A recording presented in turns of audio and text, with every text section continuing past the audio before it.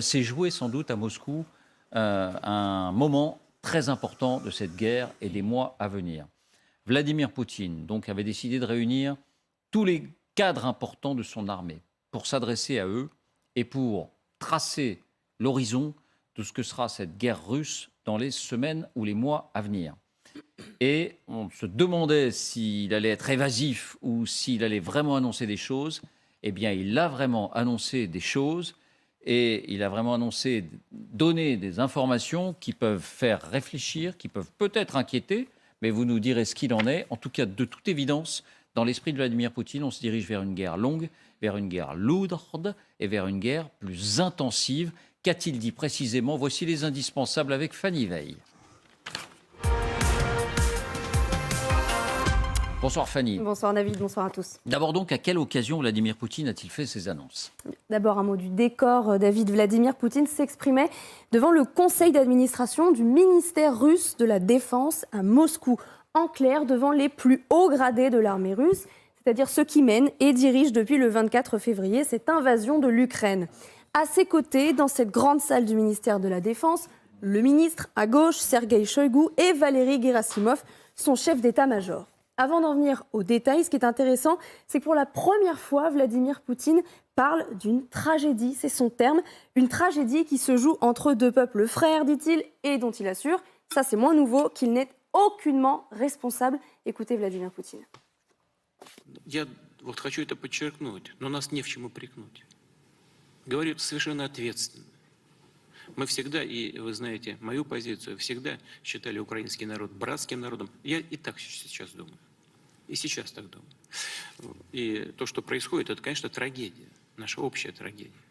Но она не является результатом нашей политики, а наоборот. Это является результатом политики других стран, третьих стран, которые всегда к этому стремились, к дезинтеграции русского мира. Alors venons-en maintenant à l'essentiel. Vladimir Poutine annonce que l'armée et l'industrie de l'armement russe vont voir leur potentiel renforcé. Bon, ça fait réagir, hein, cette déclaration de Vladimir Poutine. Évidemment, c'est toujours assez saisissant de l'entendre s'exprimer et utiliser ces mots-là. Donc, il a donné des détails, donc renforcer le potentiel, comme vous dites, Fanny. Qu'est-ce que cela signifie concrètement? Eh bien, premier point, ça signifie d'abord grossir les rangs de l'armée russe.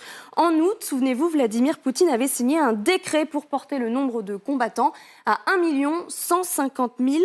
Désormais, le nombre augmente encore à 1,5 million cette fois. Ce serait donc environ 500 000 militaires de plus qu'avant l'invasion de l'Ukraine. Bref, c'est un très gros pari. Comment l'armée russe va-t-elle procéder? Elle annonce notamment qu'elle va reculer l'âge maximal pour effectuer son service militaire de 27 à 30 ans. Est-ce qu'une nouvelle mobilisation serait nécessaire, comme en septembre-octobre? On voit mal comment il pourrait en être autrement. En tout cas, la question est posée. Deuxième axe de renforcement de l'armée russe, la marine. C'est à la fois un renforcement, mais aussi une mainmise supplémentaire sur les territoires conquis, puisque Vladimir Poutine a annoncé la création de 2 bases navales russes en Ukraine, l'une à Berdiansk, l'autre à Mariupol, 2 villes portuaires de la mer d'Azov, occupées depuis plusieurs mois. L'armée y déploiera des navires de surveillance, des navires de secours d'urgence et des unités affectées à la réparation. Troisième axe, l'aviation militaire russe et les drones. Écoutez encore Vladimir Poutine. Важно повысить боевые возможности воздушно-космических сил, в том числе истребителей и бомбардировщиков при их работе в зоне действия современных систем ПВО. Актуальная задача – совершенствование беспилотных летательных аппаратов, включая стратегические и разведывательно-ударные, а также способов их применения. Опыт специальной военной операции показал, что использование беспилотников стало практически повсеместным. Quatrième axe de renforcement qui ne passera pas non plus inaperçu, ce que Vladimir Poutine appelle la triade nucléaire, autrement dit les forces nucléaires terrestres, aériennes et maritimes. Écoutez Vladimir Poutine. Будем продолжать поддерживать боеготовность и совершенствовать боеготовность ядерной триады. В ближайшее время на боевое дежурство будут впервые поставлены межконтинентальные баллистические ракеты «Сармат». В мире гиперзвуковыми ракетными системами морского базирования «Циркон». Будем и дальше оснащать наши стратегические силы новейшими видами оружия. Vladimir Poutine, vous l'avez entendu, cite notamment 2 types de missiles nucléaires. D'abord, le missile de croisière Zircon. L'armée russe doit en être dotée dans les prochaines semaines. Il est réputé, David, si rapide, 9 fois la vitesse du son, que la défense antiaérienne ennemie n'aurait pas le temps de réagir pour le détruire. Autre exemple, le fameux missile intercontinental Sarmat, aussi appelé Satan II.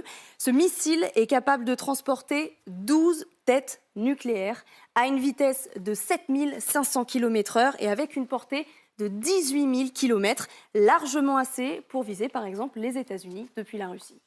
Merci Fanny. La préparation au combat de notre triade nucléaire, une armée portée à 1 500 000 hommes. On va revenir dans le détail sur ces annonces. Vous allez nous dire quelle portée elles peuvent avoir. Mais d'abord un mot avec vous, Ala, sur l'ensemble de ce discours. Je ne sais pas ce que vous attendiez, mais là on a un Vladimir Poutine plus va-t-en-guerre que jamais. Il n'est pas en train de dire le conflit va vivoter ou alors on va essayer de trouver... Il est en train de dire je renforce mon armée dans tous les domaines pour faire une guerre qui va prendre une nouvelle ampleur contre l'Ukraine. Disons qu'il commence à assumer le fait qu'il s'agit d'une guerre et pas d'une opération spéciale, parce que par tous les critères, ça ressort en guerre, ça ne ressort pas une petite opération. C'est une première chose. Deuxième, oui, il annonce engager beaucoup plus de jeunes recrues, ou je ne sais pas, pas très jeunes, mais la question où il va les prendre, parce que maintenant, ils creusent un peu partout. Ils vont dans les prisons pour essayer de récupérer les gens qui veulent ne pas purger la peine, mais plutôt aller combattre en Ukraine. Donc, où il va chercher les gens qui vont aller combattre, c'est aussi un pari pour lui.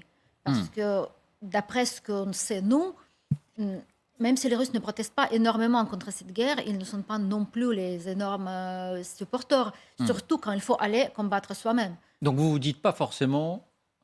Ce jour est une journée sombre pour nous, les Ukrainiens.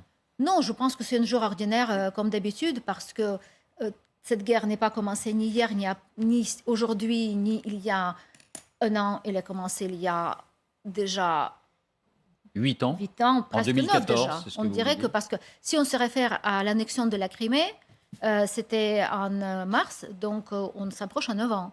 Vous voyez, donc non, c'est un jour comme un autre. Détaillons ces mesures. Commençons par l'armée. Donc, passer de 1 150 000 à 1,5 million, on parle de 350 000 hommes. Quand on voit que la dernière mobilisation portait sur 300 000 hommes, quand on parle de 100 000 hommes tués, là, il y a un seuil quantitatif qui est franchi. Est-ce qu'il faut considérer qu'il va y arriver ?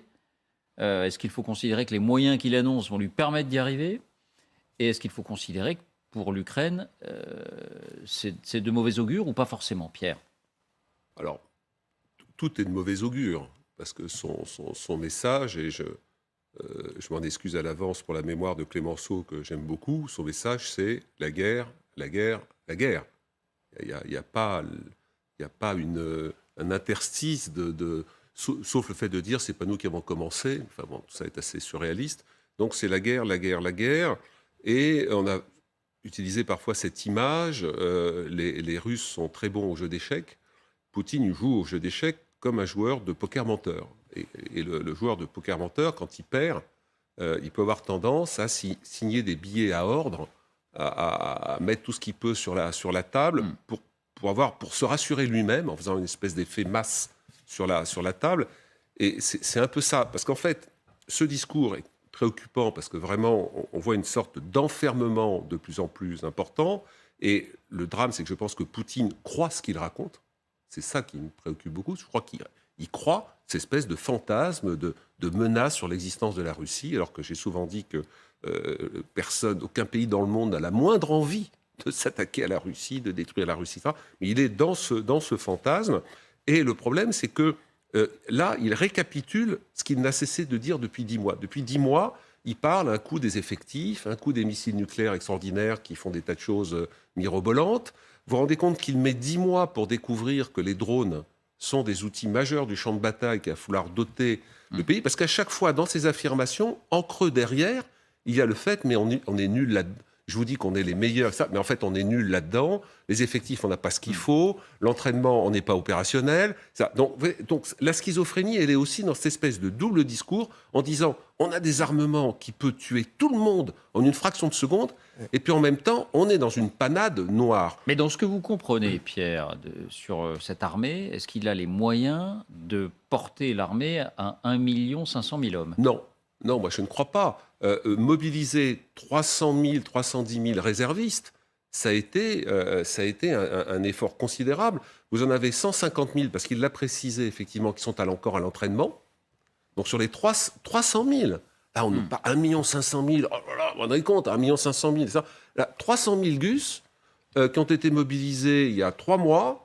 Vous en avez 150 000 qui ne sont toujours pas opérationnels. Alors, ce qui ne veut pas dire que ça ne va pas poser, qu'ils ne vont pas à un moment arriver à être à peu près opérationnels au combat d'infanterie. Mais vous vous rendez compte ? Donc il y a une part d'effet d'annonce mais et tenter d'effrayer Oui, l'adversaire. Oui, il y a une part. Mais ce qui ne veut pas dire que, comment dirais-je, à force d'y croire, à force de mettre, on l'a souvent dit, de la chair à canon, d'aller récolter, etc., des hommes, de les forcer.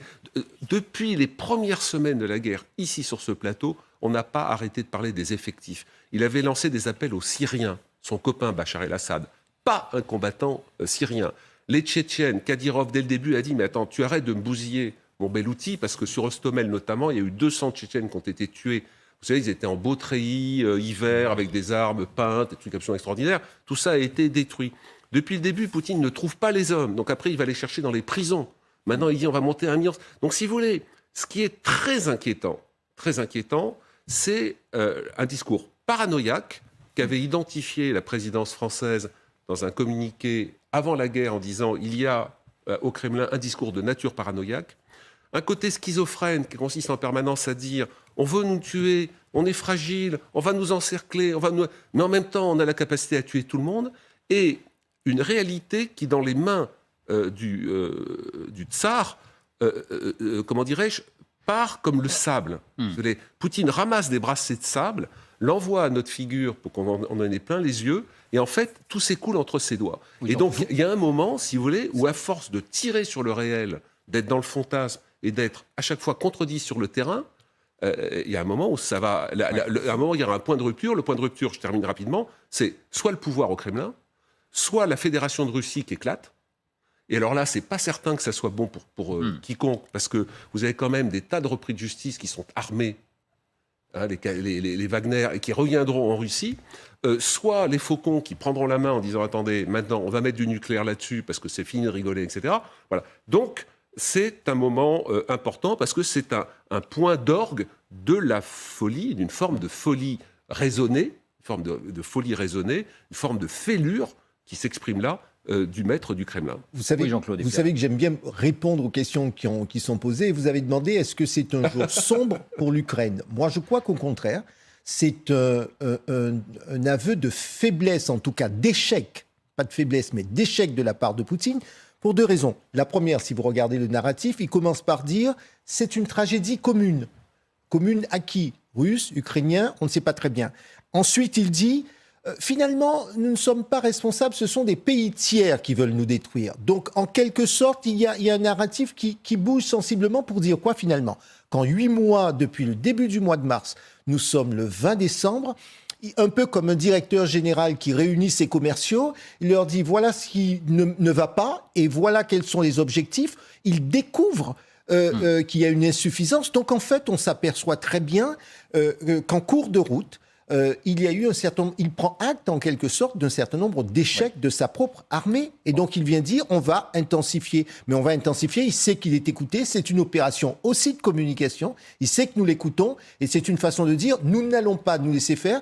En quelque sorte, peut-être aussi qu'il se dit s'il faut qu'il y ait discussion, il faut que j'arrive le plus musclé possible pour la suite. Donc en fait, il montre des bras plus qu'autre chose. 1,5 million d'hommes. Oui, je voulais juste... c'est là-dessus que vous vouliez réagir ? Oui, je voulais juste compléter ce qu'a dit Pierre. Hier, il est revenu de Biélorussie. Et là, il n'a pas réussi à entraîner le Bélarus dans la guerre comme il espérait. Il était annoncé les préparations de pilotes communes, les choses mineures.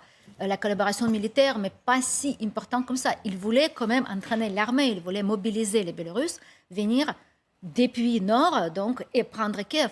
Donc c'est là où il y avait les inquiétudes de nos forces militaires.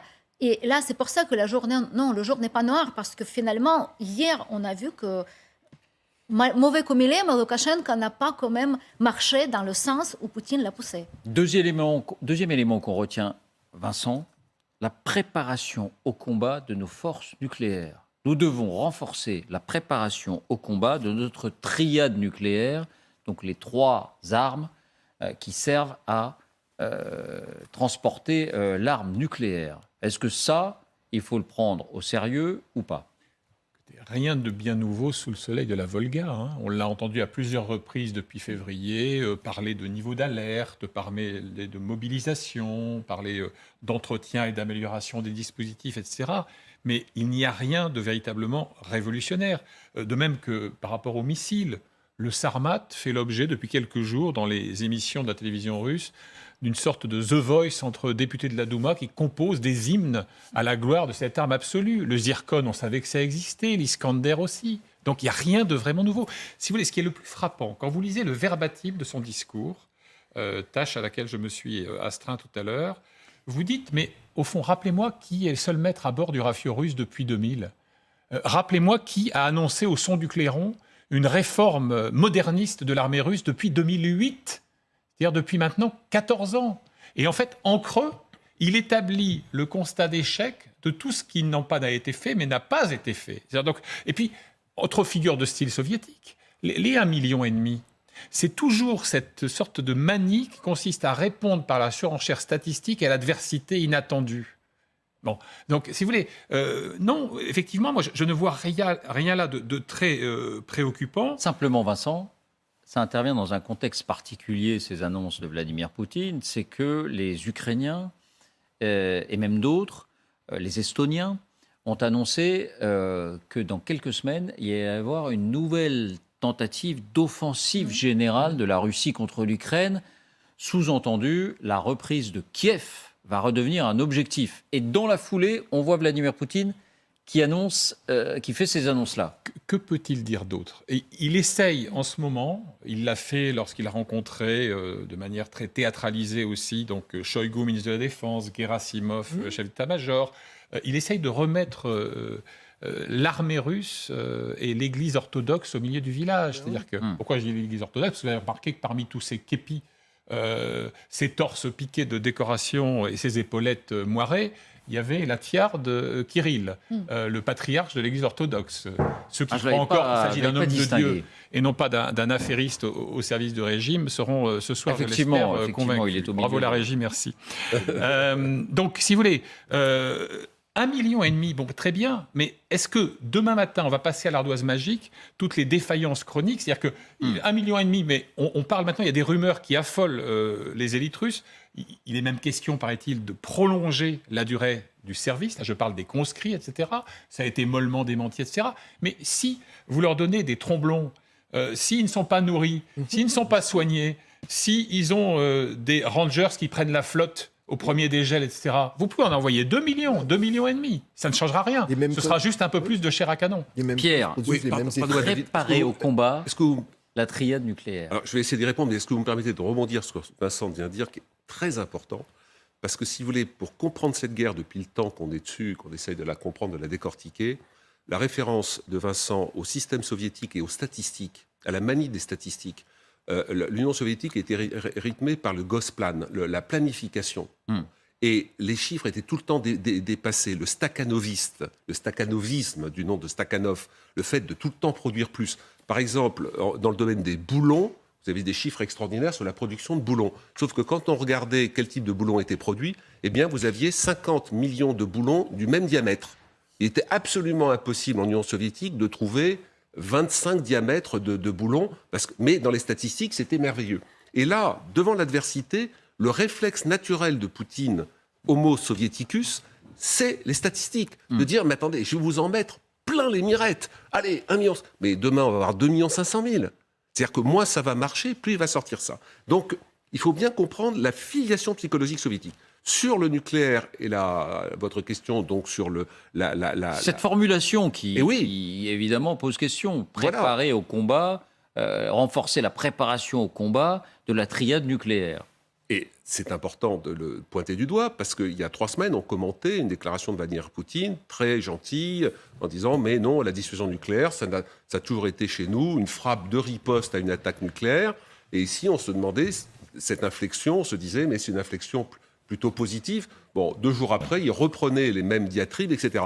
Mais c'est pareil, le fait Vincent l'a rappelé, depuis 10 mois, vous avez sans cesse comment dirais-je, ces accumulations de déclarations qui cherchent à nous terroriser. Cette formule est faite pour nous terroriser et pour faire bon poids, je dirais, dans le... Voilà, c'est un peu le marchand des 4 saisons. Allez, je vous mets des carottes, des navets et des trucs nucléaires. Vous allez voir, mais alors là, attendez, je vous en mets 3, et puis alors ça va être très opérationnel. Bon, donc c'est pas plus inquiétant, et pas moins qu'auparavant. Surtout qu'il y a toujours un doute que l'on a maintenant depuis 10 mois, c'est qu'est-ce qui marche vraiment chez les Russes. Et moi, je commence à avoir une inquiétude sur le nucléaire, en me disant si ça marche. Pas une inquiétude ou plutôt oui, non, mais même une inquiétude. Oui, non, mais même une inquiétude sur le.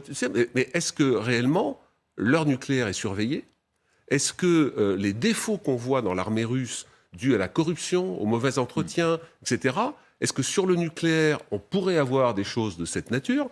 C'est-à-dire que c'est plutôt l'inverse. Et tout ce spectacle, cette démonstration statistique, ou en termes de type de produit, comment dirais-je, que Poutine projette à la figure, c'est surtout des aveux de faiblesse. Oui, les mêmes causes produisant les mêmes effets, et on a vu qu'il y a des défaillances structurelles si les gens ne sont pas compétents, s'ils ne sont pas, les choses sont très simples, s'ils ne sont pas nourris, vous pouvez prendre 1 million d'hommes supplémentaires s'ils ne sont pas nourris, s'ils n'ont pas le matériel, s'ils ne sont pas entraînés, s'il n'y a pas de véritable chef, eh bien le résultat risque d'être dramatique et catastrophique. Non mais c'est intéressant, vous avez tous la même sensibilité par rapport à cette surenchère poutinienne d'aujourd'hui.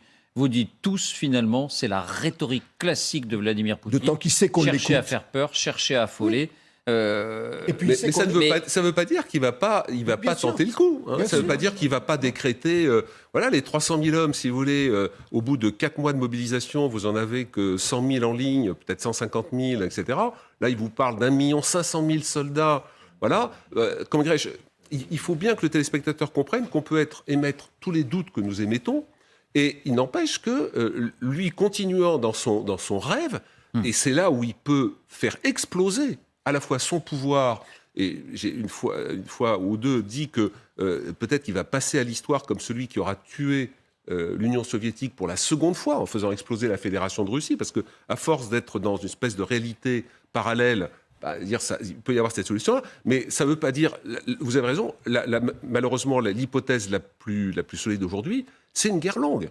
C'est une guerre longue. D'ailleurs, il dit que ce sont les pays tiers qui sont responsables. Il y a des gens qui veulent absolument la destruction de la Russie. Et ce sont ceux-là contre qui il semble se battre. En tout cas, il veut mobiliser un certain nombre de militaires autour. Voilà, c'est ça. Alors moi, j'ai aperçu dans l'Assemblée quand même quelques généraux qui pionçaient.